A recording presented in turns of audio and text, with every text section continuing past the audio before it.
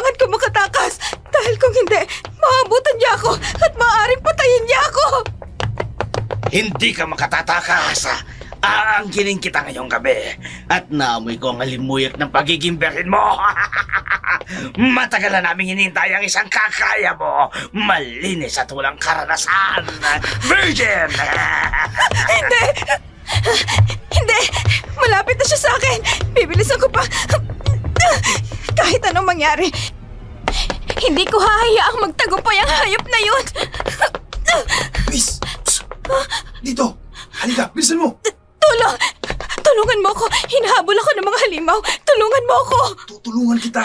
Halika! Hindi niya tayo makikita rito sa likod ng malaking puno. Salamat! Maraming salamat! Hindi mo ako matatakasan! Alam kong naririyang ka lang sa paligid. Wala ka nang pupuntahan. Wala na!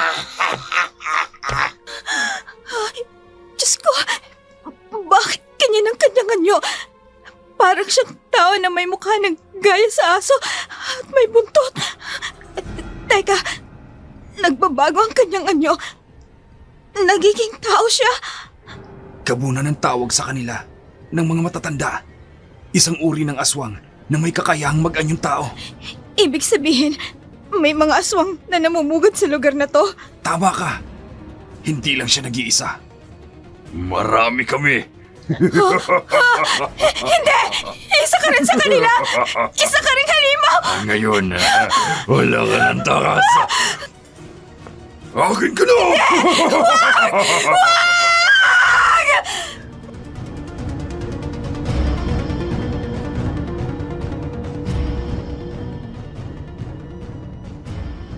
Kumusta mga kaanino? Sumusunod pa ba ang bawat galaw ninyo sa inyong mga anino? O baka kusa na itong lumalayo sa inyo? Ano kaya ang gagawin ninyo kung mapadpad kayo sa pugad ng mga aswang habang nagbabakasyon? Katulad ni Sofia, tatapusin niyo ba ang bakasyon o babalik na lamang kayo sa inyong pinanggalingan? Sisimulan natin ang kwento pagdating ni Sofia sa probinsya habang hinahanap ang kanyang tiyahin at nakatulog siya sa isang terminal ng bus.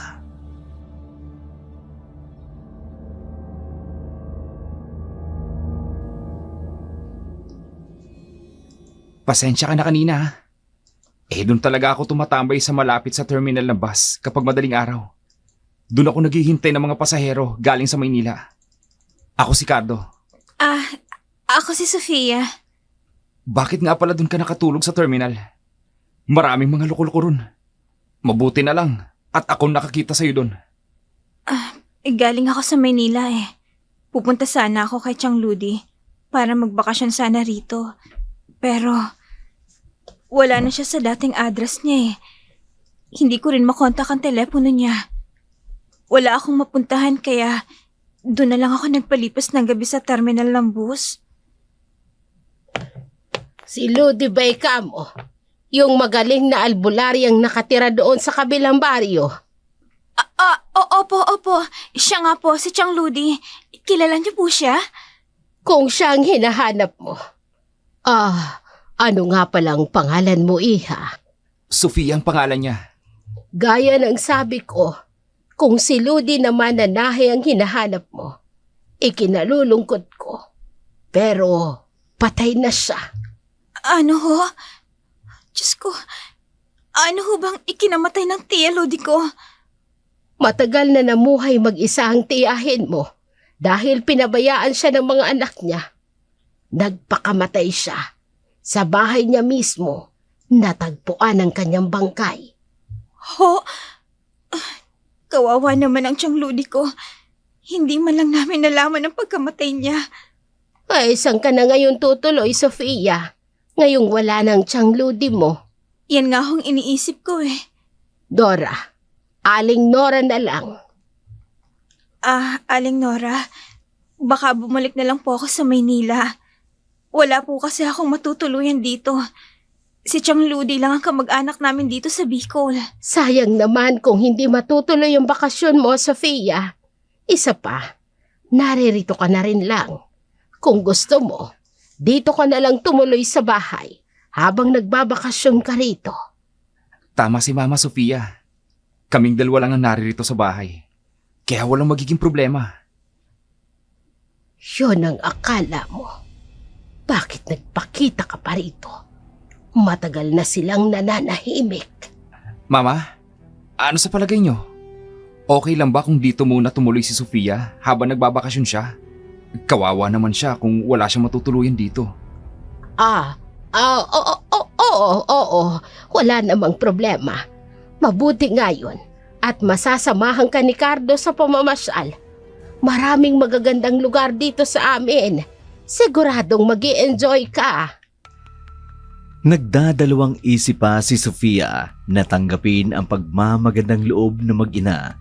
Hindi niya kilala dahil noon lamang nag-cruise ang landas nila. Iniisip ng dalaga ang sasabihin ng mga kapitbahay nila. Sa ganung senaryo, nagpaalam si Aling Nora at naiwan si Sofia at Cardo sa salas. Palingalinga si Cardo habang si Sofia naman nag-iisip pa rin kung ano ang tamang gagawin. Babalik na lang ba sa Maynila o mag-i-stay kina Cardo? Ang ganda naman ng lugar na to. Mula dito sa tuktok, kitang-kita ang buong probinsya. Napaka-presko ng hangin at sariwang-sariwa. Madalas ka bang pumupunta dito? Hindi naman. Paminsan-minsan lang kapag nagpapalipas ng oras. Pero kung gusto mo, pupunta tayo dito ng madalas. Tingnan mo, oh. Ang ganda ng sunset. Halika, mag-picture tayo. Souvenir ko lang pagbalik ko sa Maynila. Ang sweet niyo namang dalawa.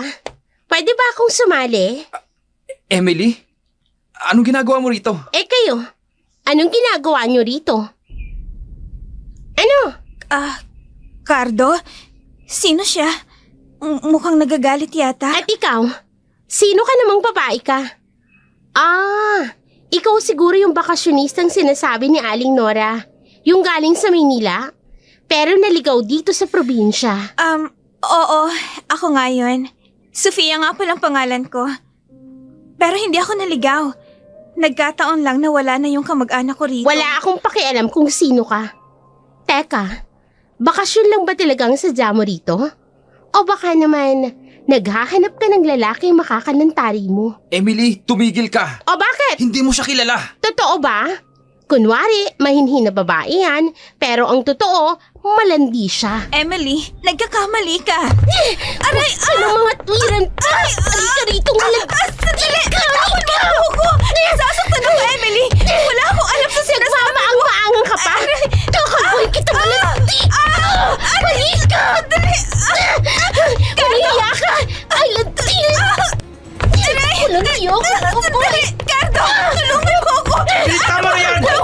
Tingnan mo siya! Ano ba, Emily? Pinagtatanggol mo pa talaga ang malanding babaeng yan? Sa halip na ako ang kampihan mo! Teka lang! Ano bang kaugnayan sa'yo ni Cardo? At nagagalit ka sa akin ng Wala ganyan? kang pakialam! Layuan mo si Cardo!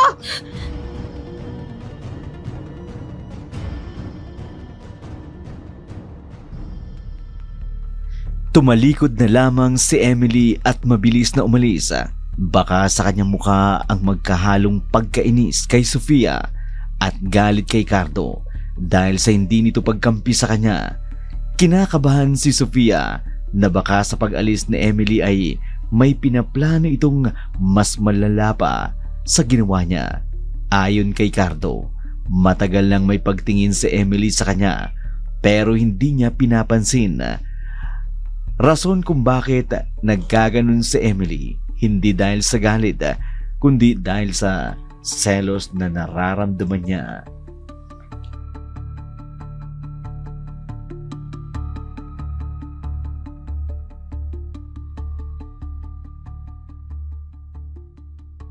Hindi mo yata ginagawang pinapagawa ko sa'yo, Alexis. Ilang araw ka nang gumagala, pero wala pa rin nangyayari. Huwag kang magmadali, ina. Malapit ko na siya makilala. Alam ko rin kung saan siya nakatira. malapit dito sa ating kuta, ay hindi na tayo mahirapan pa. Nadalin siya rito. Siguraduhin mo lang, Alexis. Wala nang ibang pagkakataon kapag pinalampas pa natin ito. Sa panahon ngayon, mahihirapan tayong makahanap ng kagaya niya na walang karanasan. Mukhang seryosong pinag-uusapan ng dalawa. May binabalak na naman sigurong mga yan. Teka, hindi nila ako napapansin sa aking pinagkukublihan.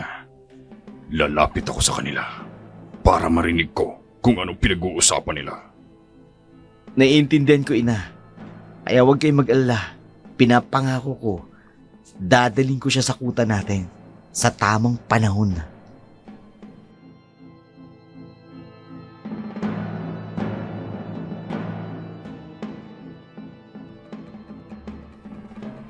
Hindi nagkamali ng hinala si Mang Arturo. May masamang pinaplano ang mag-inang Leila at Alexis.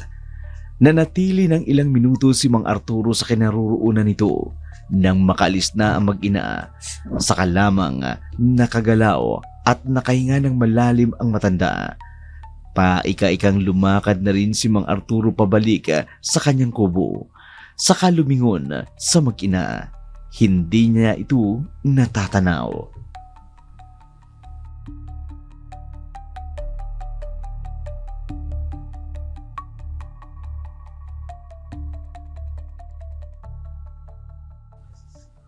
Sofia, anong ginagawa mo rito sa labas? Gabi na. Hindi ka pa ba matutulog? Nagpapahangin lang ako sandali. At saka, hindi pa rin naman ako inaantok eh. Kaya lumabas muna ako. May problema ba? O may gumugulo pa sa isip mo? Pwede mong sabihin sa akin. Baka makatulong ako. Wala namang problema. Okay lang ako. Siguro, naninibago lang ako sa ganitong lugar. Hayaan mo. Masasanay din ako dito habang nagbabakasyon ako dito sa probinsya. Hindi ka naninibago lamang, Sofia. Tama lang ang nararamdaman mong yan.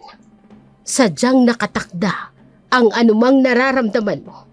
At walang sino man na makapipigil pagdating ng takdang oras.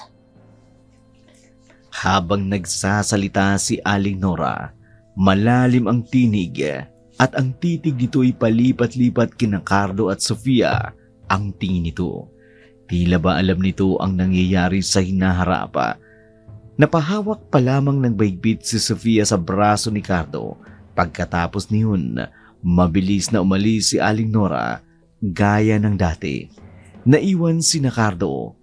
Ayon sa binata, noon niya lamang narinig na magsalita ng ganun si Aling Nora.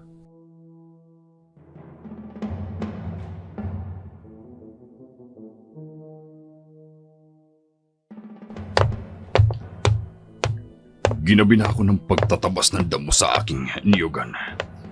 Hindi bale. Maliwanag na rin naman ang buwan.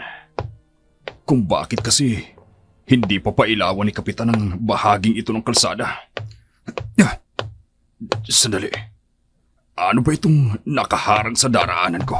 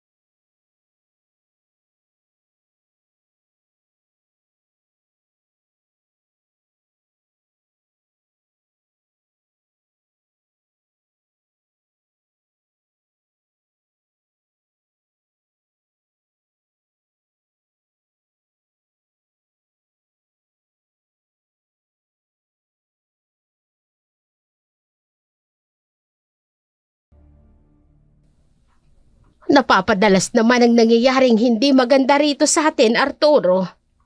Anong ibig mo sabihin, Nora? Hindi pa raw natatagpuan yung nawawalang anak ni Elsa.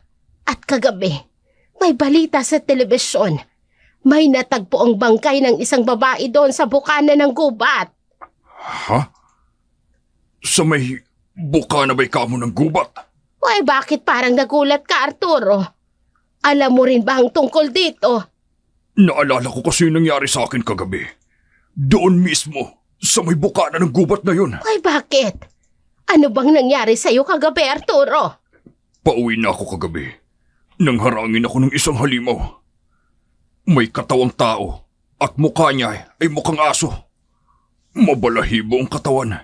Buong katawan niya. Muntik na niya akong mapatay. Pero ewan ko ba, may pagkakataon na para patayin ako. Pero hindi niya ginawa. Tama ang kutob ko. Naririto sila. At alam ko kung sino ang pakay nila. Naririto ang taong yon.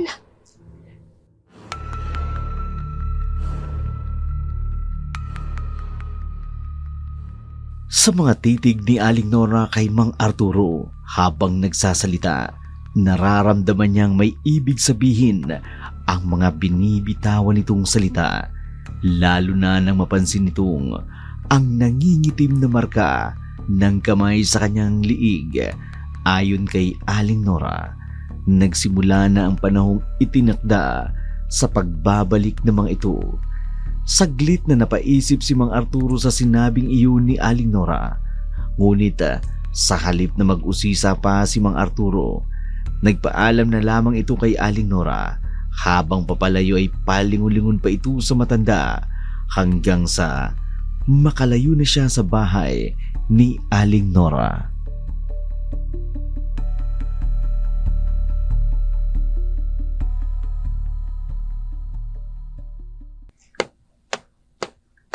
Sofia? Teka, si Sofia nga. Anong ginagawa niya sa may halaman na yun sa ganitong oras ng gabi? Mag-aalas 12 na ng hating gabi. Bakit kising pa siya?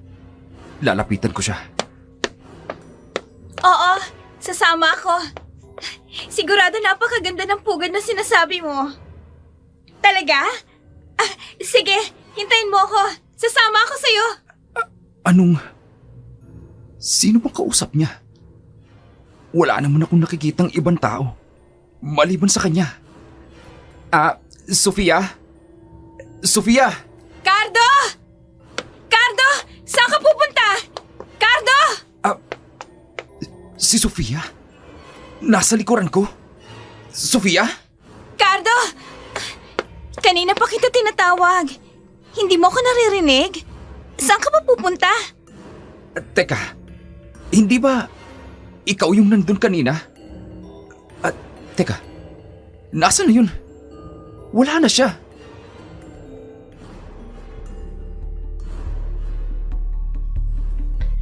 Tahimik na pinagmasdan ni Sofia si Cardo habang nakatanaw sa bahaging iyon ng halamanan.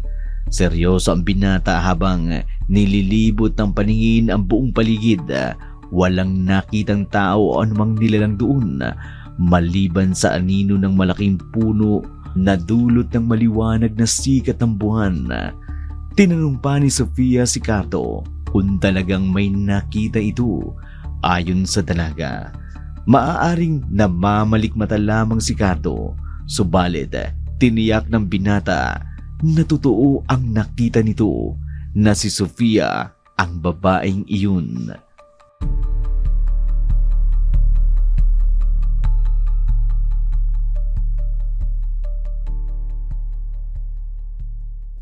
Cardo, saan ka ba galing? Nagkakagulo sa labas dahil sa bangkay ng isang babae na nakita ng mga tao ni Kapitan. Si Tina yun. Yung anak ni Aling Guada. Kawawa naman siya. Ang brutal ng pagkakapatay sa kanya. Bakit? Ano bang ginawa sa kanya? Paano siya pinatay? Parang nilapa ng mabangis na hayop ang katawan niya. Halos butot balat na ang mga braso't binti niya. Huwag kang matakot, Sofia. Hindi na yan bago rito sa lugar na ito. Kung hindi pinapatay, nawawala ang mga kababaihan. Sa pagkakarinig ko, pinagsamantalahan muna bago pinatay. May mga marka rin sa leeg niya na parang kinagat ng matutulis na pangil. Wala na rin ang dibdib niya. Anong ibig mong sabihin? Hindi taong pumapatay? Halimaw, Sofia. Madalas nagaan yung tao sila para ikubli ang tunay nilang anyo. Walang kurap sa pagkatitig si Aling Nora kay Sofia. Ayon sa matanda, hindi lang ito ang unang beses na may pinatay sa kanilang lugar. Kadalasan ay itinatapon at natatagpuan na lamang ang bangkay ng mga nagiging biktima. Tulad noon, brutal din ang pagkamatay ng mga naunang biktima. Napatingin si Sofia kay Cardo na nagtanong sa kanyang mga mata. Tumango na lamang ang binata bilang tugon kay Sofia. Bago pa man nakapagsalita si Sofia ay tumalikod na si Aling Nora habang nagbababala sa dalaga.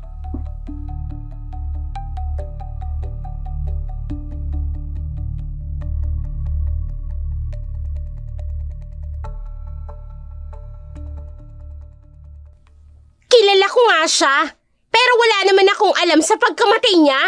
Bakit ba pinagbibintangan mo ako? Kilala kita, Emily. Nakalimutan mo na bang ginawa mo sa akin? Galit ka sa mga babaeng malalapit kay Cardo dahil nagsiselos ka. Walang hiya ka talaga, no? Pinagbibintangan mo ba ako? Tulad ng ginawa mo sa akin? Baka ginawa mo rin sa kanya. O kaya naman, gusto mong mawala siya. Kaya pinatay mo na lang siya. Wala akong alam sa sinasabi mo. Kung may papatayin man ako, ikaw ang uunahin ko. Huwag kang pakakasiguro, Emily. Dahil baka sa susunod, ikaw naman ang lapain ng halimaw. At matagpuan na lang nila ang sarili mong bangkay.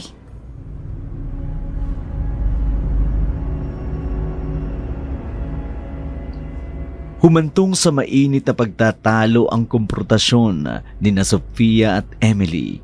Kalmado pa rin si Sofia sa kabila ng masasakit na salitang ibinabato sa kanya ni Emily.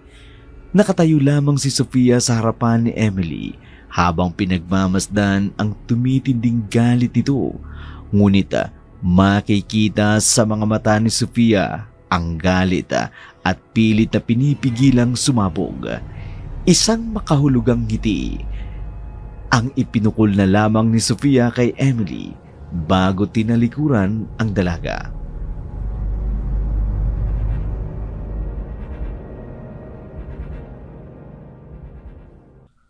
Bilang kapitan ng baryong ito, gusto kong linisin ang mga krimeng nangyayari dito.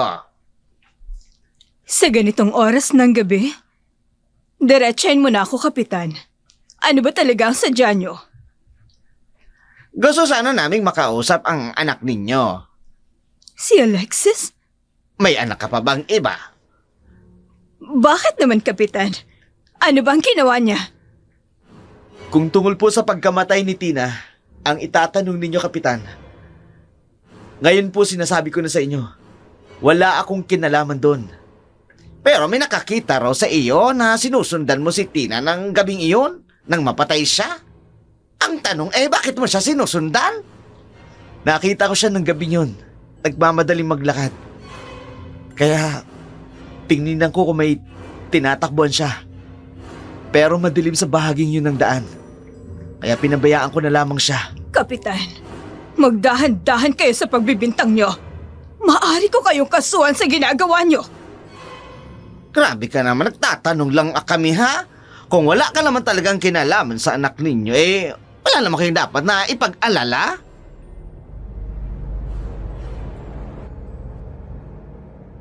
Mariing itinanggi ni Alexis ang mga pag-aakusa sa kanya. Sa halip, siya ang humarap sa otoridad. Si Leila ang sumasagot sa mga tanong sa binata. Kapansin-pansin ang pagpapapawis at pamumutla ni Alexis nang ipakita ni Kapitan ang isang pirasong damit na natagpuan sa pinangyarihan ng krimen. Ayon sa mga saksi, Si Alexis ang may-ari ng damit na iyon. Tahasang itinanggi naman iyon ng binata. Dito ay nagsimulang magalit si Leila at pinalaya si Kapitan.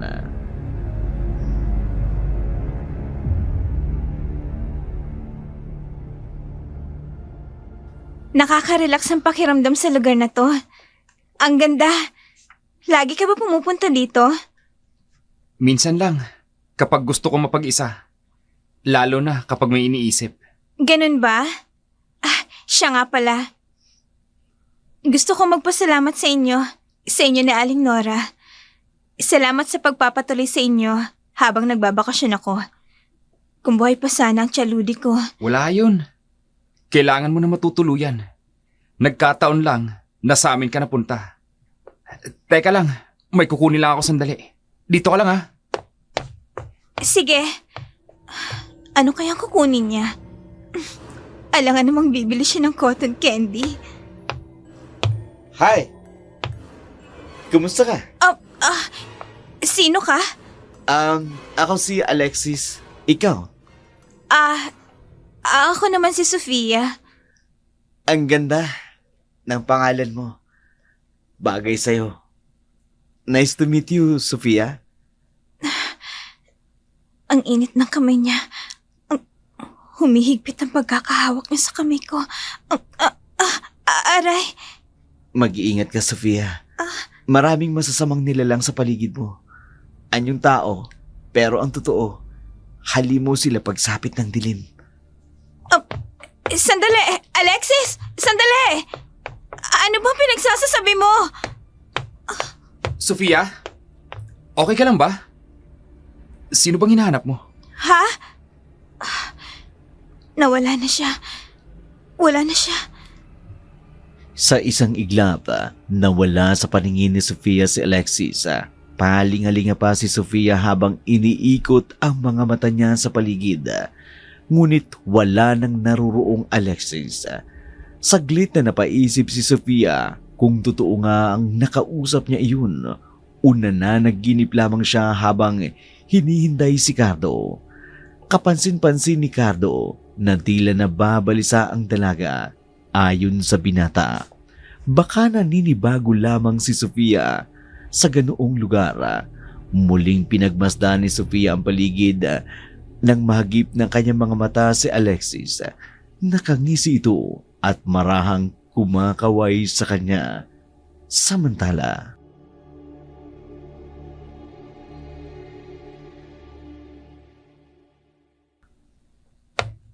Sofia! Sofia! Hindi niya ako naririnig. Saan ba siya pupunta? Sofia! Sandali! Aling Nora! Bakit ho? Kanina pa kita tinatawag, pero hindi mo ko naririnig. Saan ka ba pupunta? Ay, Sofia! Aling Nora, sasalubungin ko po sana si Cardo. Siguradong pauwi na siya galing sa bayan sa mga oras na to. Wag na. Hintayin mo na lamang siya sa bahay. Malapit nang lumubog ang araw. Baka abutan ka pa ng dilim sa daan. Delikado sa bahaging yun, Sophia. Natatanaw mo ba ang dakong yun? Yun ang bukana ng gubat, kung saan namumugad noon ang mga aswang. Wag mo siyang pansinin, Sofia. Tayo na. Bumalik na tayo sa bahay. Dun mo na lamang hintayin si Cardo. natigilan si Sofia sa mga sinabing iyon ni Mang Arturo. Tumingin siya sa direksyon patungo sa gubat sa mga nag-aalalang mukha ni na Aling Nora at Arturo. Nagpa siya si Aling Nora na bumalik na lamang sa bahay. Agad namang sinang-ayunan ng dalaga. Habang naglalakad sila pabalik kasama si Aling Nora at Arturo, naiisip pa rin ni Sofia ang mga sinabi ng matanda. Baka sa mukha ng dalaga ang takot at pag-aalala, ngunit sinikap nitong pakalmahin ang kanyang sarili.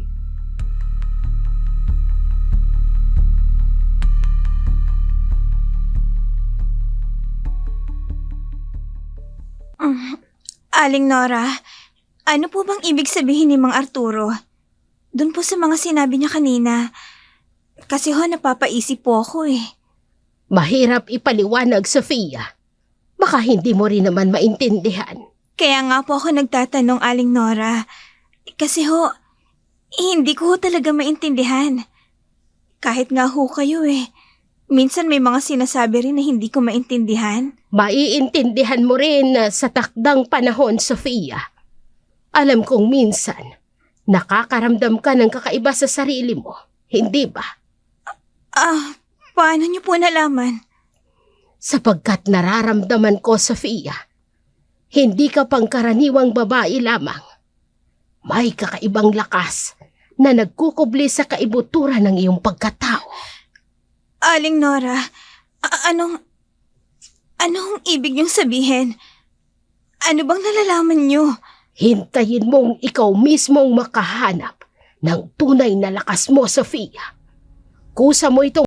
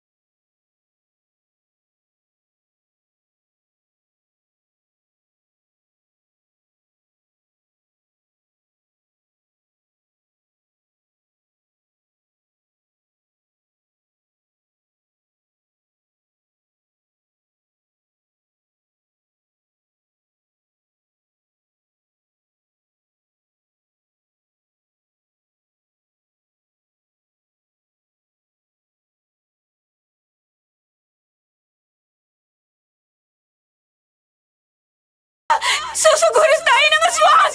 Cardo! Cardo!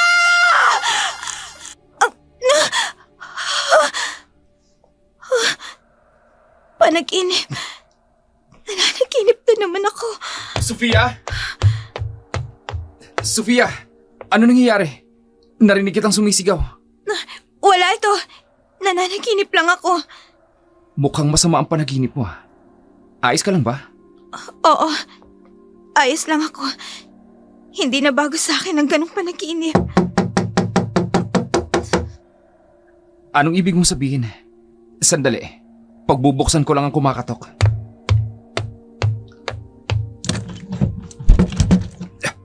Ha? May bangkay! May bangkay! Sofia! Halika, bilis! Cardo! Anong nangyari sa kanya? Parang nilapan ng mabangis na hayop ang katawan niya. Wasak ang mukha niya at putol ang mga binti at braso niya. Diyos ko! Wasak ang kanyang mukha. Pero kilala ko siya. Ang malaking balat sa kanyang leg. Siya si Christy. Tagabayan siya. Pero, sinong maaaring gumawa nito sa kanya? Alam ko kung sino ang pumatay sa kanya. Gabunan. Aswang na gabunan ang pumatay sa kanya. Kitang-kita ng dalawang mata ko. Doon sa gubat, naroon ang mga gabunan. Mistulang ipinako si Cardo at Sofia sa kinatatayuan nito dahil sa mga sinabi ni Arturo. Tila ba saglit na huminto ang oras habang pinagmamasdan nila ang bangkay sa kanilang harapan. Natauhan na lamang si Cardo at Sofia nang muling magsalita si Arturo. Ganun pa rin ang sinasabi ng matanda na sa gubat ang gabunan. Bago pa man makapagsalita si Sofia narinig nila ang nakapangingilabot na sigaw mula sa gubat. Sigaw na parabang nagpapahiwatig na may susunod na biktima.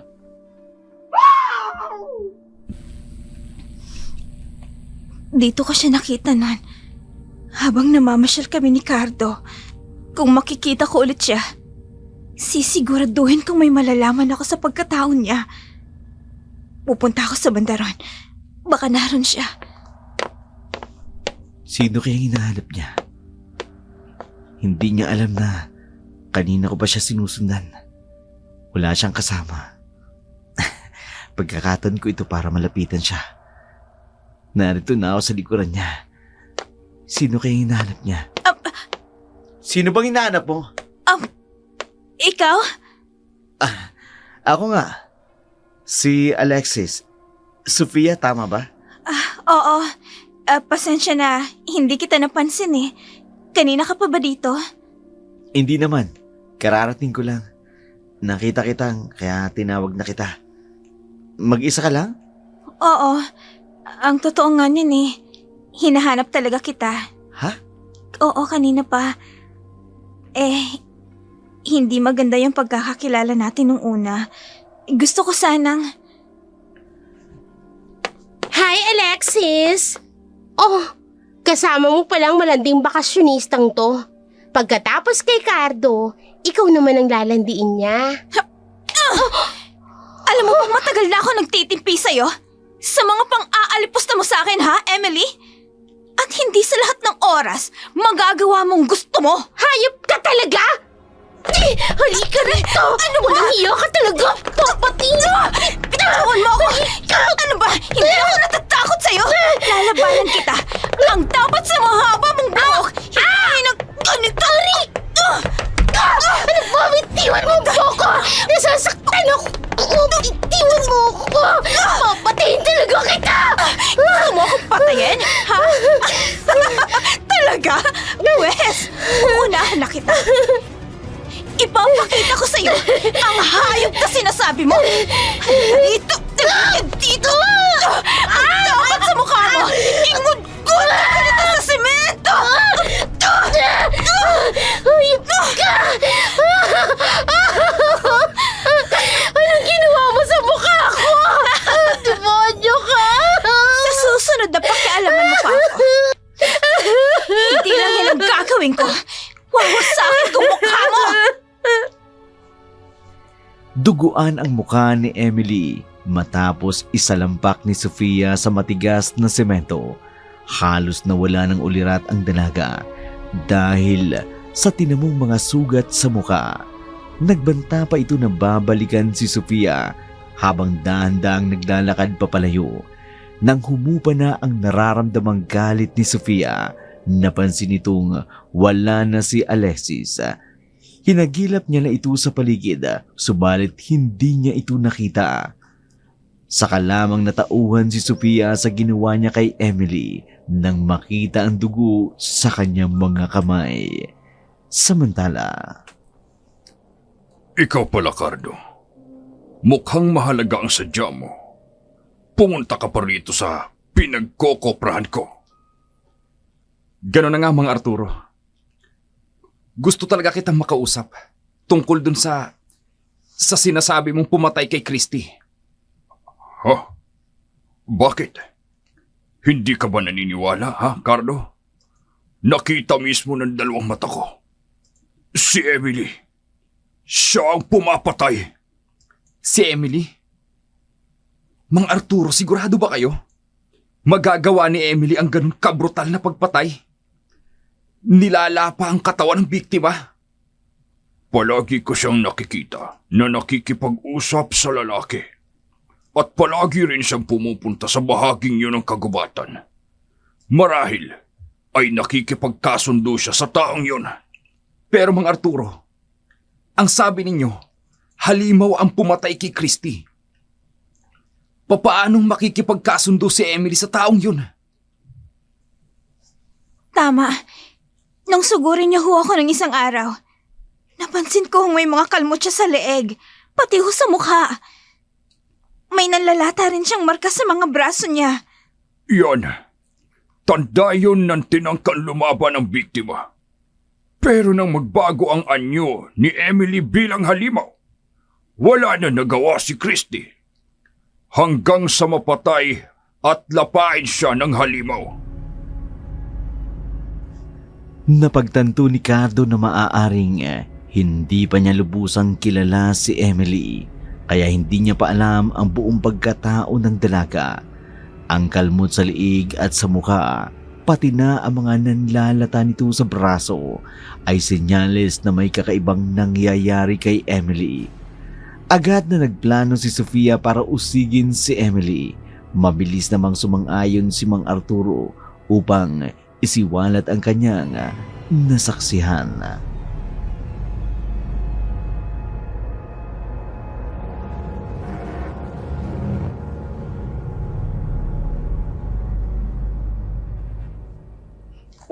Sandali! Ano ba? Bitiwan niyo nga ako! Bakit niyo ba ako dinadala rito sa presinto? May natanggap kaming reklamo ng mga kamag-anak ni Christy. Ikaw ang itinuturo nilang may kinalaman sa pagkamatay sa biktima. Wala akong alam sa sinasabi niyo. Bakit ko naman siya papatayin? May nakakita sa'yo ng gabi na yun. Nang patayin mo si Christy, ayon sa kanya, ikaw ang pumatay sa kanya. O sige, sino? Iharap niyo sa akin! Iharap niyo siya sa akin, Hepe! Huwag ka na magkunwari pa na wala kang alam, Emily. Lagi ka nagpupunta sa gubat na yon, kahit 10 oras na ng gabi, at lagi ka nakikipag-usap sa lalaking yon. Hepe, huwag kayong maniniwala sa kanya. Nakita niyo naman kung gaano kabrutal ang pagpatay sa biktima. Sa tingin niyo, kaya kong lapangin ang katawan ng isang tao? Kaya kong kainin yon? Paano kung totoo ang sinasabi ni Mang Arturo? Nakikipagsabuatan ka sa lalaking yun na patayin si Christy para mawala siya. Dahil malapit na kaibigan siya ni Cardo at nagsiselos ka. Hepe, maniwala kayo sa akin. Sinto-sinto ang matandang yan. Wala sa tamang pag-iisip. Kaya kung ano-ano ang sinasabi. Bakit niyo ba pinaniniwalaan ng isang baliw na katulad niya? Umaalingaw-ngaw sa loob ng makipot na silid ang boses ni Emily habang ipinagtatanggol ang kanyang sarili sa mga umuusig sa kanya. Sinusubukang pakalmain siya ng mga naroroon, ngunit lalo lamang itong nagpupumiglas dahil sa tindi ng galit ng dalaga. Susuguri na sana nito si Mang Arturo, subalit napigilan ito ng ilang kapulisan doon. Natigilan ang lahat ng naroroon nang muling magsalita si Mang Arturo. Sa umano'y mga aswang nagabunan sa gubat at ito ang pumapatay sa mga natatagpuang bangkay. Emily! Emily, sandali lang! Emily! Cardo! Oh, bakit nagmamadali ka? May kailangan ka? Gusto sana kitang makausap tungkol sa... Sa pagkamatay na naman ng kaibigan mo, ni Christy. Halos durugin ako sa presinto ng isang araw dahil ipinagpipilitan nila na akong pumapatay. Pero ano magagawa ko? hindi nga akong pumatay. Pero nakausap ko si Mang Arturo. Hindi yun basta-basta magsasalita kung wala talagang nakita. Wala nga sa matinong pag-iisip yung matandang yon. Sinto-sinto yun. Kaya kung ano-ano na lang ang sinasabi. Teka nga, baka naman kasama mo lang ang kriminal. Nagbabalat kayo bilang tao. Pero ang totoo, siya talaga ang halimaw. Magdahan-dahan ka ng pagbibintang mo, Emily, ah.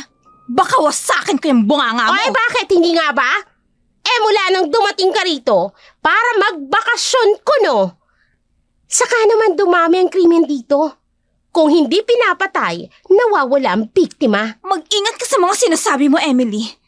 Dahil oras na mapatunayan ko na ikaw ang kriminal, mas brutal pa sa mga pinapatay mong gagawin ko sa'yo.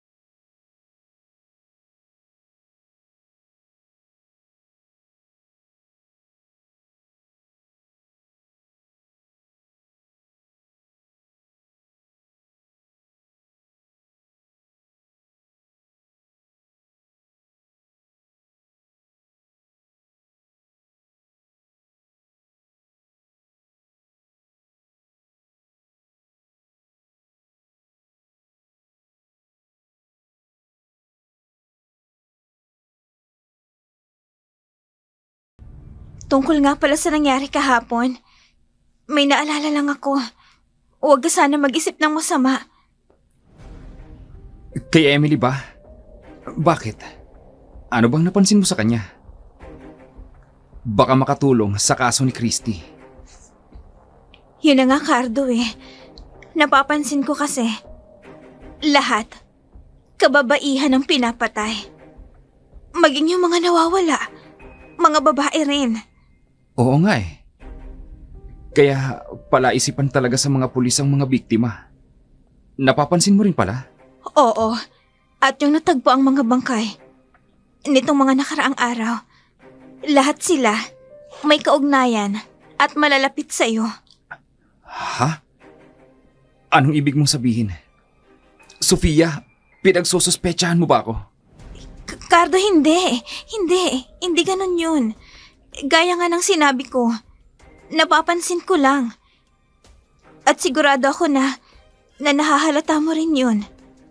Hindi ka lang nagsasalita. Ganon na rin yun, Sofia. Sa madaling sabi, pinag-iisipan mo ng masama si Cardo. Ang lakas naman ng loob mong pagbintangan ng anak ko. Aling Nora, hindi ho ako nagbibintang. Sinabi ko lang po kay Cardo. Pinapatuloy ka namin dito, Sofia. Tinulungan ka para hindi mapadpad sa kung saan-saan. Pero wala ka palang tiwala kay Cardo. Sa amin. Halimaw at mamamatay tao ang tingin mo sa anak ko. Aling Nora, hindi ho ganun ang punto ko. Sinasabi ko lang po yun kay Cardo dahil baka makatulong siya. Pero hindi niyo ho ba naisip? Babae rin kayo. Babae rin ako. Kaya nag-aalala ako na baka isang gabi, isa sa atin na maging biktima rin ng halimaw na yun. Nagkatinginan na lamang sina Cardo at Aling Nora na walang lumalabas ni isang salita mula sa kanila. Subalit ang kanilang mga matay tila ba'y nag-uusap at nagkakaunawaan. Ilang sandali lamang ang lumipas ay nagpakiramdaman kung ano ang susunod na gagawin ng bawat isa. Napatitig si Sofia kay Aling Nora nang maalala nito ang babala noon ng matanda na nag-aanyong tao ang mga halimaw upang madaling makalapit sa mga bibiktimahin o papatay nila. Lalong tumindi ang suspecha ni Sofia kay Emily.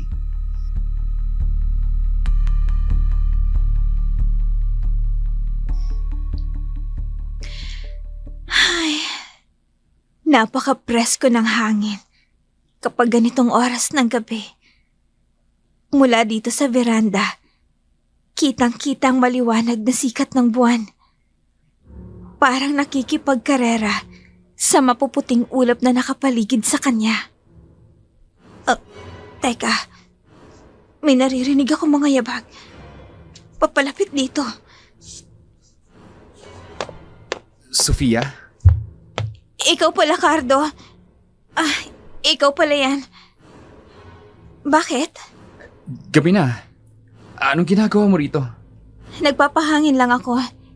Napaka-presko kasi ng hangin eh, kapag ganitong oras. At saka tingnan mo, ang ganda ng buwan. Isa pa, hindi pa rin naman ako makatulog. Ewan ko ba, hindi ako makaramdam ng antok. Iniisip mo pa rin ba yung nangyari kanina? Pasensya ka na, Sofia.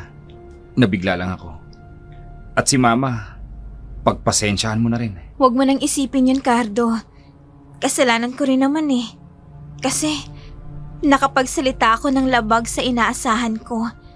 Pasensya na rin kayo ni Aling Nora. Wala yun. Ako nang bahala kay Mama. Kakausapin ko siya. Sige mauna na ako. Pumasok ka na lang kapag matutulog ka na. Sige, salamat. Tama bang pagbintangan ko si Cardo? Hindi. Mali ang iniisip ko. Hindi magagawa ni Cardo ang... Sino yun? May babaeng naglalakad sa dakong yun.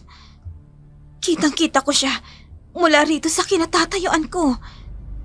Nakangiti siya sa akin habang naglalakad. Sandali. Parang kilala ko siya. Oo nga. Si Emily. Siya si Emily. Anong ginagawa niya dito ng ganitong oras? Nawala siya. Natakpan ng malaking puno. Ha? Hindi! Isang matandang babaeng lumabas mula sa likuran ng malaking puno. Hindi! Cardo! Cardo!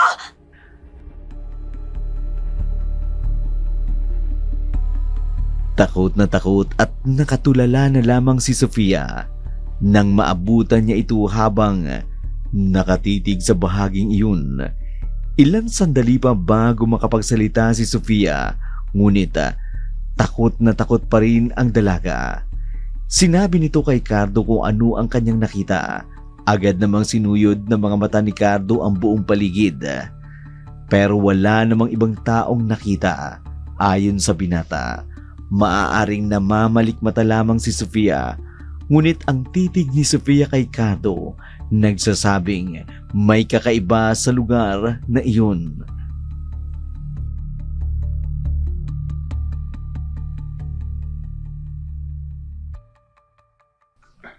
Sofia, paano mo natuntun itong aking kubo? Hindi alam ni Cardo na pupunta ako dito. Kaya nagtanong-tanong ako sa kakilala niya. Nasa gitna na yata ng kagubatan tong kubo niyo, Mang Arturo. Hindi ba kayo natatakot dito? Kung masasamang nilalang ang tinutukoy mo, katulad ng halimaw o aswang, hindi sila dapat katakutan, Sofia. Matakot tayo sa mga totoong tao na nakapaligid sa atin. Lalo na sa mga taong hindi natin lubusang kilala. Naiintindihan ko kayo, Mang Arturo. Matagal na ba kayong nakatira dito? Dito na pumuti ang buhok ko sa lugar na ito. Pero kahit minsan, walang nagtangka ng masama sa akin. Sila nga ang dapat na matakot sa akin eh. Ay teka, bakit ka nga ba'y naririto? Mang Arturo, hindi na ako magpapaligoy-ligoy pa. Gusto ko lang hong malaman kung ano talagang nangyari nung gabing patayin si Christy. Sabihin niyo sa akin ang lahat. Lahat ng nakita at nalalaman ninyo. Tulad nga ng nasabi ko na, halimaw ang pumatay sa kanya. Nakakikilabot ang anyo ng halimaw na yon na nagkukubli bilang isang tao. Pero ang sabi niyo nun, nakita niyo na may kahinahinalang ginawa si Emily. Madalas pumupunta sa gubat at nakikipag-usap sa isang lalaki. Tama. At ng gabing yon ay nakita ko siya. Sinusundan si Christy. Pero bigla siyang nawala sa masukal na bahagi ng kagubatan. At nang makita ko siya ulit, nakapanghihilabot na halimaw ang kanyang anyo. Saglit na napaisip ang matanda kung ipagpapatuloy ang kanyang sinasabi. Bagamat hindi nagpatuloy si Mang Arturo, makikita sa mukha ni Sofia na hindi ito makapaniwala na magagawa iyon ni Emily. Subalit, nang maalala nito ang mga nakapanghihinalang marka sa katawan ni Emily, ang pagpapalit ng anyo nito bilang isang matanda at ang kakaibang ikinikilos nito ay nabuo sa kanyang isipan na maaaring si Emily nga ang totoong halimaw na nagkukubli sa katawang tao. Sa kabilang dako naman, Salamat, Mang Arturo. Maaari na kayong umalis. Salamat. Kayo na naman? Talaga bang hindi nyo ako titigilan? Paulit-ulit na tayo rito, Hepe, ha? Pasensya ka na, Emily. Pero may mga bagong akusasyon kaming natanggap. At ikaw din ang itinuturong pumatay sa kaibigan ni Carto, si Christy. Wala na ba siyang makitang ibang pagdidiskitahan kung hindi ako? Sino ba siya? Ako, Emily. Nakasisiguro ako ngayon na ikaw ang totoong halimaw. Hindi ka tao. Halimaw ka. Isa kang aswang. Ako? Isang aswang? Nahawaan ka na ba ng kabaliwan na matandang yon? Kaya kung ano-ano na rin ang sinasabi mo. Pagbastan mo akong mabuti, Sofia. May ganito ba kagandang aswang?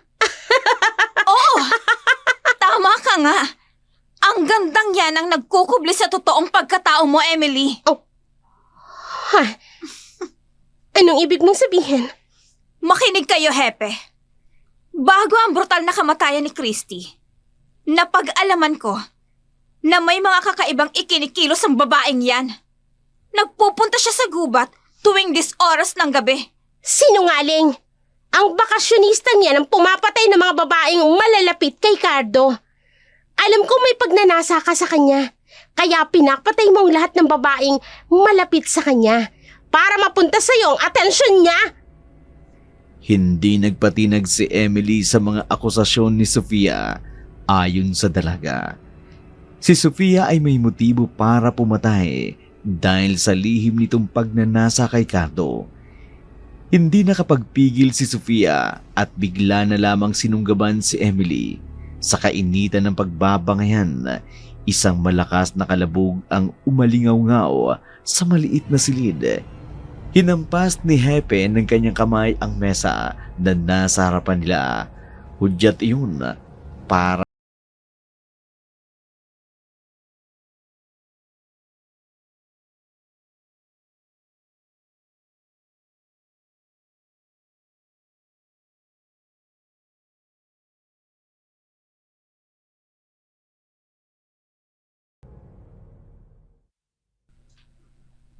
Bakit pag galit na galit ka kay Sofia? Nagbabakasyon lang siya rito. Baka bukas o kaya sa susunod na araw, wala na siya rito.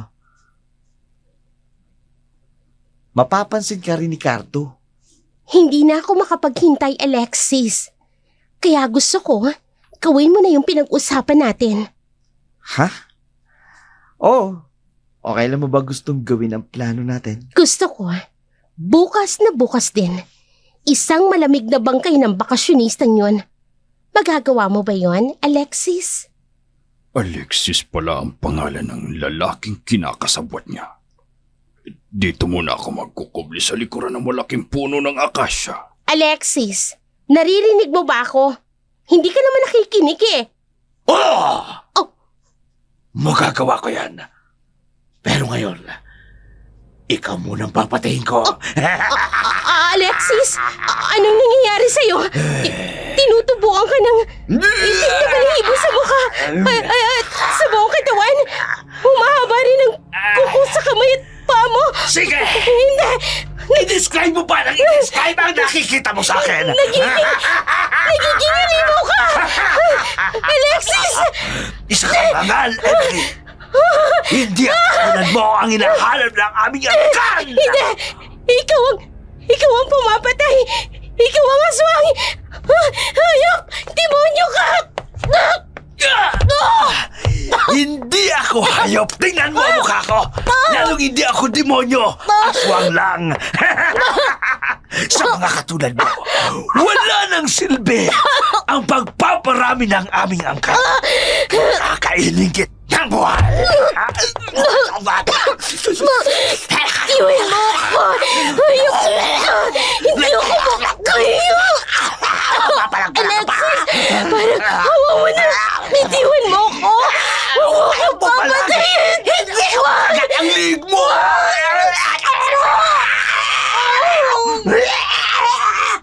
Sumirit ang dugo sa liig ni Emily dahil sa matutulis na pangil ng halimaw nang sakmalin siya nito. Napasigaw ang dalaga sa matinding sakit, lalo na nang sipsipin ng halimaw ang tumagas na dugo sa kanyang liig. Matapos sipsipin ang dugo, mabilis na itinarak sa dibdib ni Emily ang matutulis na kuko nito at dinukot ang puso ng dalaga. Kumislot pa ito habang kinakain ng halimaw. Kasunod nito'y hiniwa ng halimaw ang tiyan ni Emily gamit ang matatalim na kuko. Aling Nora, tingnan niyo sa banda ron, no? Parang may pinagkakaguluhan sila. May mga pulis na dumarating. Abay, oo nga. Ano na naman bang pinagkakaguluhan ng mga yon? Sandali ho, lalapit tayo sa kanila, Aling Nora, para malaman natin kung anong nangyayari. Ay, mabuti pa nga, Sofia. Sige ho. Halika, pumunta tayo roon. Ay, ano kayang pinagkakaguluhan nila? Hindi kaya may pinatay na naman? Narito na tayo, Aling Nora. Teka, Mang Arturo, ano bang nangyayari? Nako, Bakit? Sophia. Si Emily. Patay na si Emily. Ayun ang bangkay niya. Wasak ang dibdib. At wala nang laman ang kanyang tiyan. Ano ho? Mang Arturo, si Emily na ba talaga to? Halos hindi na siya makilala. Alam ko na kung sino ang gumawa nito. Kasama siya ni Emily kagabi. Pero biglang nagbago ang anyo ng lalaking yon. Naging halimaw siya. Siya mismo ang pumatay kay Emily. Malinaw na narinig ko. Alexis ang pangalan ng lalaking yon. Ano ho? Si Alexis? Hindi. Kasama ko si Alexis kagabi, papunta sa bayan. Pero pinigilan kami ni Aling Nora dahil magagabi na. Kaya paano gagawin niyo ni Alexis, Mang Arturo? Maniwala ka, Sophia. Totoo. Kitang-kita ko na magbago ang kanyang anyo. Malakas ang paniniwala ni Mang Arturo na si Alexis nga ang halimaw na pumapatay. Tumindi ang tono ni Sofia dahil iniisip nitong nagsisinungaling ang dalaga. Narinig ni Aling Nora na umiinit ang pagtatalo ng dalawa kaya nilapitan niya ito. Ayon sa matanda, maaaring lalaking gabunan ang pumatay kay Emily. Isang uri ng aswang na may kakayahang magpalit ng anyong tao bilang babae o isang lalaki. Bilang bakla din kung minsan. Dito napaisip si Sofia kung si Alexis nga talaga ang kasama niya nung gabi na yun o isang gabunan. Samantala, Napakatahimik ng gabi. Walang maingay na mga asong gubat. Dito muna ako sa bakuran habang nagpapaantok. Ilang gabi nang hindi ako nakakatulog ng maayos. Papasok na lamang ako kapag... Ha? Ano yun? May dumaan sa itaas. Napakalaking itim na ibon. May malalapad na pakpak at kumikislap ang mga mata nang tumingin sa akin. Sofia? Bakit naririto ka pa? Akala ko ba natutulog ka na? Ha? Hindi pa kasi ako inaantok. Cardo, nakita mo ba yun? Nakita ko kanina. Kararating ko lang nung tawagin kita. Ano ba yun? Habang nakatingin ako sa buwan kanina, may biglang dumaan sa itaas. Napakalaking itim na ibon. May malalapad na pakpak. Malalaking ibon? Baka yung mga ibong gala na lumalabas lamang tuwing gabi. Para maghanap ng makakain nila. May ganun ba kalaking ibon? Umaabot pa sa akin yung pagaspas ng mga pakpak. Hindi kaya aswang? O kaya, baka namamalikmata ka lang. Baka marami ka lang iniisip, Sofia. Kaya kung ano-anong nakikita mo. Totoo ang nakita mo, Sofia. Aling Nora, May mga aswang na may kakayahang magtago sa iba pang anyo. Hindi lamang ang mga gabunan. Alam kong nararamdaman mo, Sofia, na may kakaiba sa pagkatao mo. Sa ayaw at sa gusto mo, lalabas ang totoong ikaw. Kinilabutan si Sofia sa mga sinabi ni Aling Nora. Napansin nito na masama ang titig ni Cardo sa matanda. Tumindi pa ang takot ng dalaga nang mabanggit ni Aling Nora ang tungkol sa mga abwaka ayon sa matanda. Isa itong uri ng aswang na may kakayahang mag-anyo bilang malaking ibon o isang hayop na may kakayahang lumipad katulad ng uwaka. Lalong kinilabutan si Sofia sa mga sinabi ni Aling Nora. Samantala,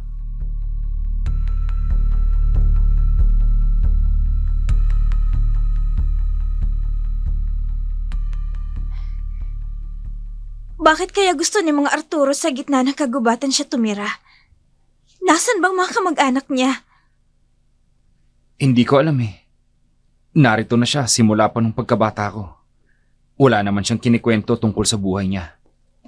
Maliban sa pagiging tenant niya raw sa lugar na ito. Malakas ang loob ni mga Arturo. At naniniwala ako sa sinasabi niya. Kung masasamang nilalang ang tinutukoy mo, katulad ng halimaw o aswang, hindi sila dapat katakutan, Sofia. Matakot tayo sa mga totoong tao na nakapaligid sa atin. Lalo na sa mga taong hindi natin lubusang kilala. Si Alexis kayang tinutukoy ni mga Arturo? Ikaw, kilala mo ba ang buong pagkatao ni Alexis? Hindi ko siya gaanong kilala. Dumating siya rito. Siguro 3 araw ang makalipas nung pagdating mo. Nakikita ko lang siya. Pero hindi ko alam kung saan siya nakatira. Sandali. Bakit ang dami mong tanong? Tungkol ba to sa pagkamatay ni Emily? Ganun na nga. Pero hindi lang sa pagkamatay ni Emily. Pati ang mga naging biktima ng halimaw na sinasabi ni Mang Arturo. Sinasabi mo ba na sila ang aswang o halimaw na pumapatay? Hindi mo ba napapansin na sa tuwing may namamatay o may natatagpo ang bangkay, palaging nandun si Mang Arturo. At alam niya kung sinong pumatay at kung paano pinatay. Hindi kaya siya talaga ang may kagagawa ng lahat? Kung sa bagay, may punto ka. Pero si Alexis, sa tingin mo, magagawa niya mga brutal na pagpatay? Bakit naman hindi? Maaaring magkasabot sila ni Mang Arturo. Hindi mo ba yun napapansin? Lahat babae ang natatagpo ang bangkay. At isa ang estilo ng pagpatay. Wakwak ang kanilang dibdib. At wala nang laman ng tiyan. nahintakutan si Cardo sa mga pagdududang sinasabi ni Sofia. Ilang sandali lang na pinagbasta ng binata ang mukha ni Sofia. Tumindi pa ang hinala ni Sofia na maaaring magkasabat nga si Mang Arturo at Alexis. Nang maalala nito ang sinabi ni Mang Arturo, ang umano'y pagbabago ng anyo ni Alexis nung gabing mapatay si Emily. Nagpalingalinga ng tingin si Cardo habang pinakikiramdaman si Sofia. Samantala,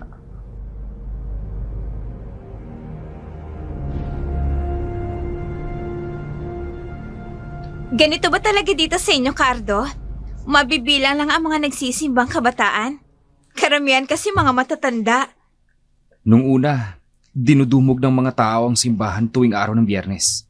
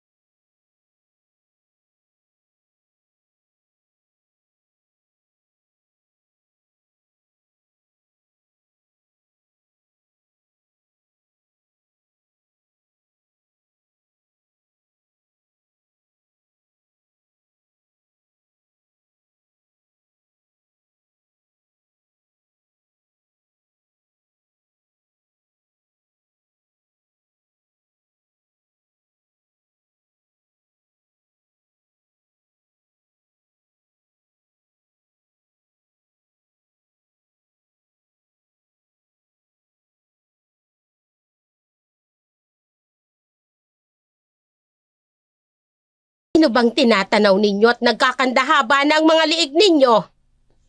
Yung matandang nakatayo roon. Kilala niyo po ba siya, Mama? Ha? Wala na siya. Asan na yun? Sinong matanda? Wala naman akong nakikita, maliban sa mga lumalabas galing sa loob ng simbahan. Sa isang iglap ay nawala sa paningin ni Cardo at Sofia ang matanda na iyon. Saglit na pinagmasdan ni Sofia si Aling Nora. Sinuyod pa ng tingin ni Aling Nora ang paligid ng simbahan, ngunit wala na ang matandang sinasabi ni Cardo at Sofia. Habang papalabas sa bakuran ng simbahan, makikita ang mukha ni Cardo na nag-iisip pa rin. Muli nitong tiningnan ang kinaroroonan ng matandang yun, subalit wala na siyang makita. Sofia, halika rito. Sofia. Sino yun? May tumatawag sa akin. Babangon ako. Sumama ka sa akin. Halika. Sa bandaron. Doon ang gagaling ang boses. Sa madalim na bahaging yun. Susundan ko. Sofia! Sumama ka sa akin. Halika! Dito. Narito na ako sa pinanggagalingan ng boses na yan. Narito na ako. Magpakita ka. Sino ka? Ako, Sofia. Alexis? Ikaw? Anong ginagawa mo sa akin? Nasaan ako? Wala akong ginagawa sa'yo. Sobra ka naman kumagbinta. Tinawag lamang kita. Narito ka sa aming pugan. Napakaganda, hindi ba? Matagal ka na naming hinihintay. Hindi! Alexis! Ikaw ang aswang! Ikaw ang halimaw! Halimaw! Tulungan niyo ako! Tulong! Ikaw ang kailangan ng aming angkan, Sofia, upang magparami ng aming lahi. Hindi! Si Alexis! Siya ang halimaw! Diyos ko! Tulungan niyo ako makatakas sa halimaw na yun! Sige! Tumakbo ka hanggat kaya mo. Pero kahit anong gawin mo, hindi ka makatatakas. Malapit na siya sa akin! Maabutan niya ako!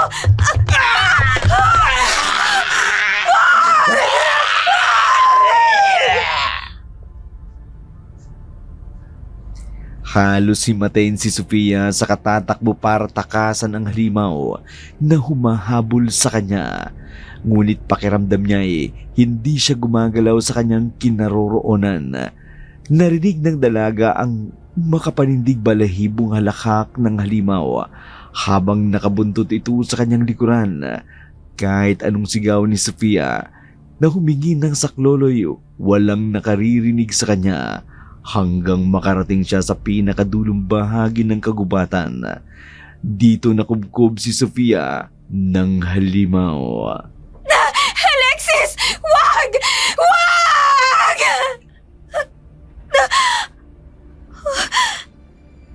Panaginip. Parang totoo. Si Alexis. Halimaw si Alexis sa panaginip ko. Sofia? Cardo, nakita ko kung paano nagbago ng anyo si Alexis. Pero panaginip lang yun. Malayo sa katotohanan. Hindi ka na nananaginip, Sofia. Gising na gising ka na. Tumingin ka sa paligid mo. Anong... Cardo, nasan ako? Nasan ako? Naririto ka. Sa aming kuta, Sofia. Ito ang totoong mundo ko. Pagmasdan mo ang buong paligid. Kakaiba sa mundo mo. Hindi ba? Cardo! Hindi! Nanlilisik ang mga mata niya! Matagal kong hinintay ang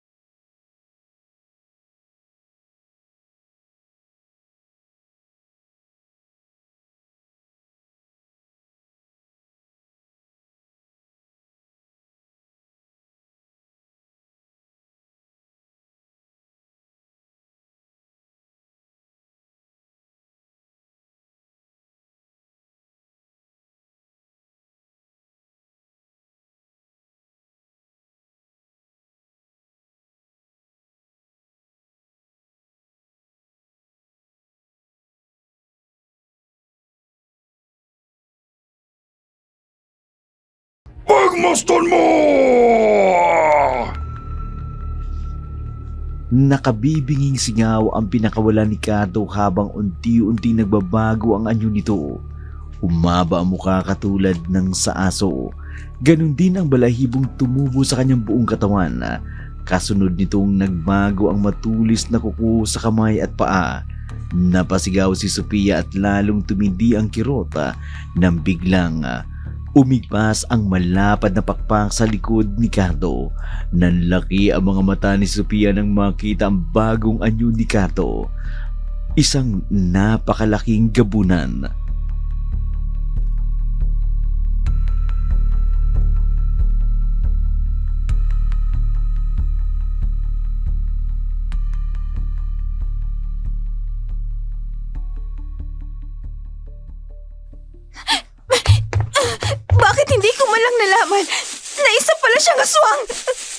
Napakalaking gabulan ni Cardo at kailangan makatakos ako dito.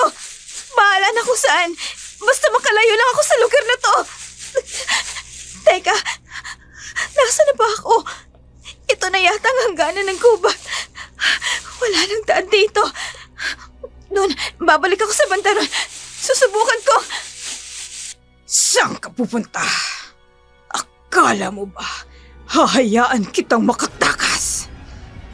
Sino ka? Wala ka nang pupuntahan sa lugar na to. Hindi ka na makakatakas. Anong nangyayari sa kanya? Naninigas sa mga braso at paa niya. Humahaba't lumalaki ang kanyang katawan. Hindi, nagbabago rin ang kanyang anyo. Diyos ko, nagiging katulad siya ni Cardo. May mahabang puting buhok at matutulis na pangil. Hindi. Isa rin siyang aswang. May malalapat din siyang pakpak tulad ng kay Cardo. Halika rito. Hindi mo ako matatakasan. Hindi niya ako nahuli. Mabuti na lang at nakailag ako. Sa dakong yun, doon ako dadaan. Palabas ng gubat na to. Hindi nila ako dapat maabutan. Sofia, dito! Halika, sumunod ka sa akin. Bilisan mo, alam ko ang daan. Alexis, anong ginagawa mo dito? Wala nang oras para magpaliwanag. Tumakbo ka na, bilis! Bilisan mo, Sofia! Hindi ka dapat maabutan nila, kundi gagawin ka nilang bihag at magiging aswang ka rin katulad nila. Pastangan ka, Alexis! Nagawa mo pang itakas ang babaeng yan! Kesa tulungan mo akong pigilin siya! Hindi ko mapapalampas ang ginawa mong ito! Pagsisisihan mo to, Alexis! Pagsisisihan mo! Tumakbo ka na, Sofia! Takbo lang! Huwag mong pakikinggan si Ina! Hindi ko siya papayagang makalapit sa'yo! Kunti na lang, Sofia! Malapit na tayo sa lagusan ng gubat! Takbo, Sofia!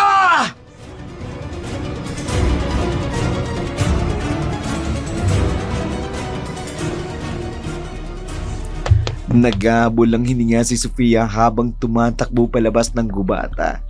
Unti-unting humihina hanggang mawala ang nakakikilabot. Nasigaw ni Leila. Palatandaan iyon na nakalabas na sila ng kagubatan kung saan naroroon ang pugad ng mga aswang.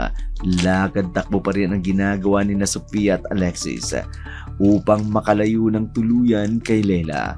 Biglang napahinto si Sofia nang maisip nito na baka patibong lamang ang ginagawang pagtulong ni Alexis.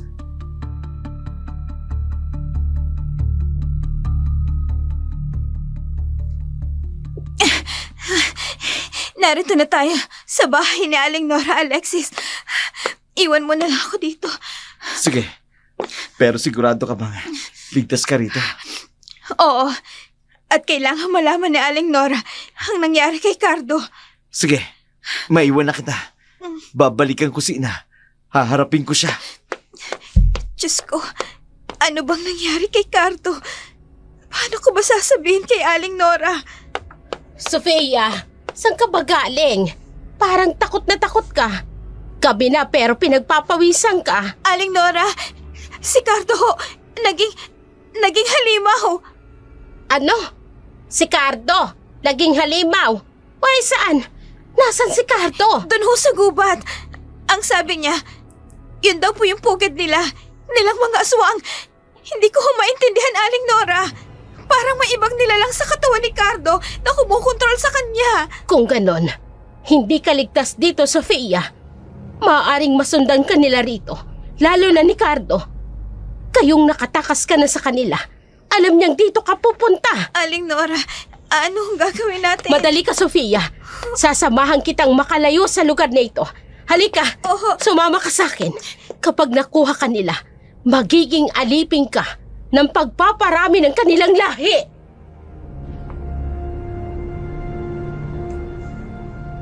Natigil si Sofia sa paglalakad nang marinig ang sinabi ni Aling Nora. Yun din ang sinabi ni Cardo nang maging ganap na halimaw na iyon. Nagtataka si Sofia kung bakit alam na matanda, gayong hindi niya naman ito sinabi. Napansin ni Sofia na nakatitig pa din sa kanya si Aling Nora at sumisenyas na bilisan ang paglalakad. Hindi alintana ni Sofia ang dilim at ang matataas na talahib na dinadaanan niya. Nanlaki ang mga mata ni Sofia nang tumambad sa kanya ang bahagi ng gubat na pinanggalingan niya.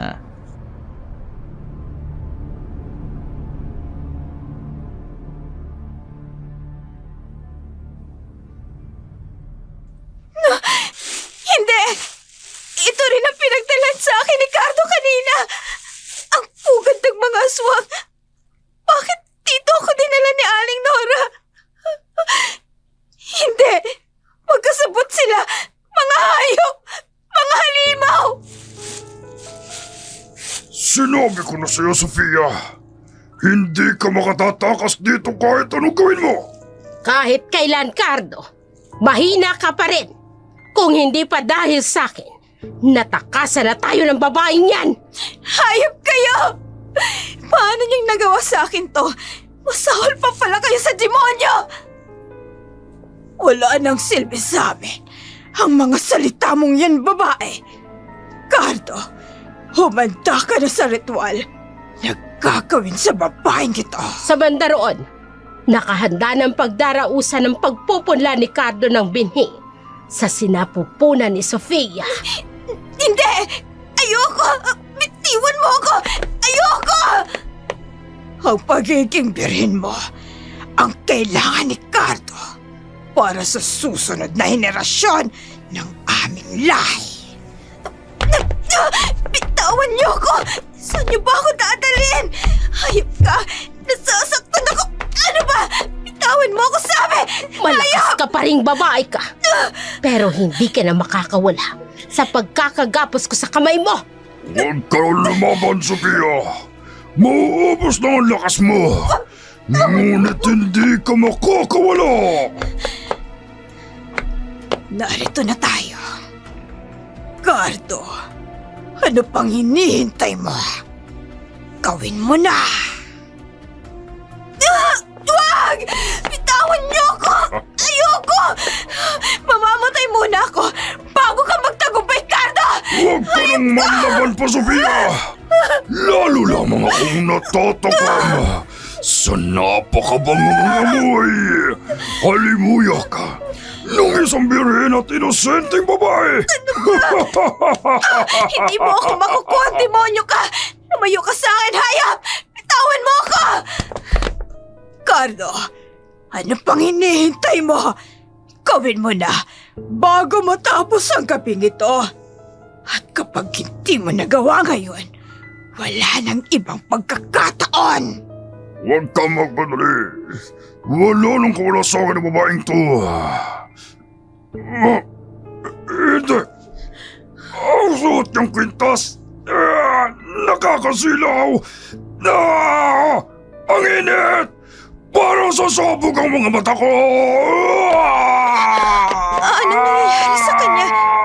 Bigla siyang namimilipit sa sakit nang makita ang kwintas ko. Ang krus sa kwintas ko. Parang may kakaibang lakas ako nararamdaman. Cardo! Hindi! Parang nag-aapoy ang suot niyang kwintas. Bakit meron siya ng kanyang sandata? Hindi! Si Juliana, siyang nagmamay-ari ng kanyang sandata! Bakit nasa iyo ang kwintas na yan? Anong ibig sabihin nito? Kailangan makuha natin ang kanyang sandata. Dahil kung hindi, mabibigo tayo sa mga plano natin! Si Aling Nora, nagbabago na rin ang kanyang anyo. Nagiging aswang na rin siya, kagaya ng anyo ni Cardo. Nagiging halimaw na rin siya. Tigilan mo siya! Ako ang harapin mo! Huwag mo siyang idamay sa kademonyoan mo! Alexis! Salamat at dumating ka. Ang akala ko, katulad ka rin nila na mga halimaw. Hindi ako naging halimaw kailanman, Sofia. At hindi ko gugustuhin na maging isang halimaw na katulad ni Ina. Hangal ka, Alexis! Hindi kita anak. Isa ka lamang bihag ng aming angkan. At kahit na kailan, Di ka nagkaroon ng silbi! Hindi ko gugustuhin na magkaroon ng isang inang halimo na katulad mo. Mamamatay ka muna bago mo ako mapatay! Alexis! Mag-iingat ka! Susugurin ka niya, Alexis! Di niya ako tatamaan. Lumagpas ang mahaba niyang kuko sa dibdib ko. Ako naman yan, habang nakatalikod siya, itatara ko sa likod niyang patalim na ito. Ngayon na... Hindi ka obra sa akin, Alexis! Mabilis akong nakailag. Kaya lumagpas sa katawan ko ang patalim na hawak mo. Hahampasin kita ng malalapad kong mga pakpak. Tanggapin mo to! Ayokong tanggapin! Sophia! Tumakbo ka na! Iwan mo na ako rito! Alexis, hindi! Tumilapon siya sa malaking bato. Nabitawan niya ang patalim na hawak niya. Alexis! Sophia! Saglit na nagningas ang kwintas nang iharap ito ni Sofia sa pasugod na si Aling Nora. Bigla namang tumilapon papalayo ang matanda, namilipit sa matinding sakit. Hindi maipaliwanag ni Sofia ang kakaibang lakas na nararamdaman nito tuwing magliliwanag ang suot nitong kwintas. Lalong tumindi ang galit ni Aling Nora nang hindi ito makalapit kay Sofia dahil sa kakaibang enerhiya na humaharap sa kanya.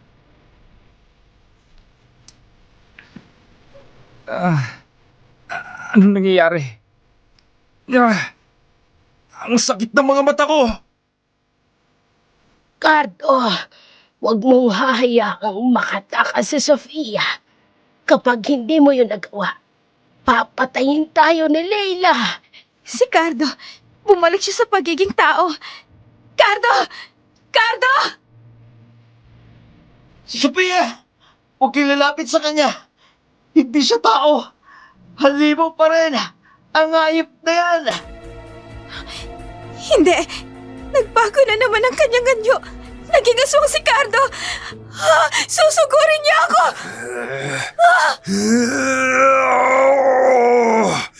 Hindi pa tapos ang ritual, Sofia! Wala nang magaganap na ritual! Lasapin mo ang buntot pagi na ito!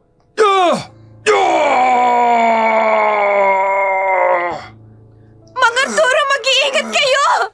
Sofia! Ito! Binditado ang patalim na yan! Gamitin ninyo! Itarak ninyo sa likod ng aswang! Siguraduhin yung tatago sa puso! Hindi kayang pahilumin ng aswang ang sugat kapag nasa likod nila! Sophia! Dito sa akin! Ang binditadong patalim! Bilis! Alexis! Hindi! Si Sofia! Susugurin siya ni Leila! Haharangan ko siya! Tikman mo ang hagupit ko! Ito ba? Huwag ninyong hahayaang makalapit sa inyo mga aswang na yan! Sophia! May sugat ka! Umaagos ang dugo sa balikat mo! Ayos lang ako, Alexis. Kalmot lang ito. Si Mang Arturo, tulungan natin siya. Ikaw nang bahala kay Leila. Ako naman kay Cardo. Pero may sugat ka. Baka kung mapano ka. Alexis! Oras na para gamitin mo ang iyong kalamaan sa paggamit ng sandatang yan! Ang binditadong patalim! Ngayon na! Mabilis na sumugod si Alexis sa direksyon ni Aling Nora para linlangin si Leila. Subalit nang malapit na ito sa matanday, bigla nitong sinunggaban ang halimaw na si Leila. Mabilis na naitarak ni Alexis ang benditadong patalim sa likod ng halimaw. Paulit-ulit hanggang bumagsak na ito. Akmang susugod na rin si Cardo kay Sofia nang itaas ng dalaga ang nagniningas na kwintas at muling napasigaw si Cardo sa matinding sakit ng mata at unti-unting nanghina.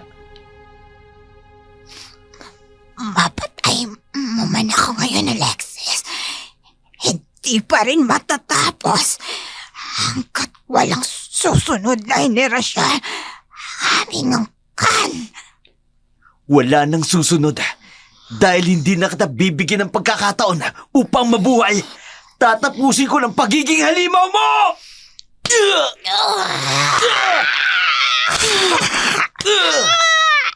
Mamatay ka! Magre-react!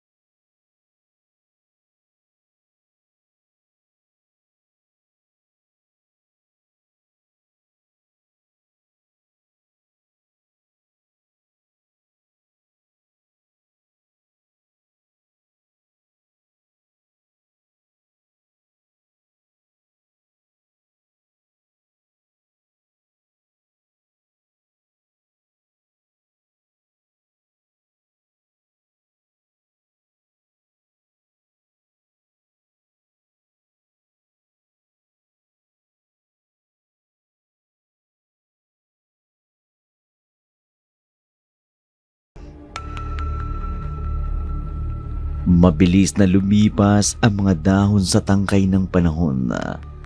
Ang mga kwentong kanilang naranasan ay isang alaala na naging bahagi ng kanilang buhay.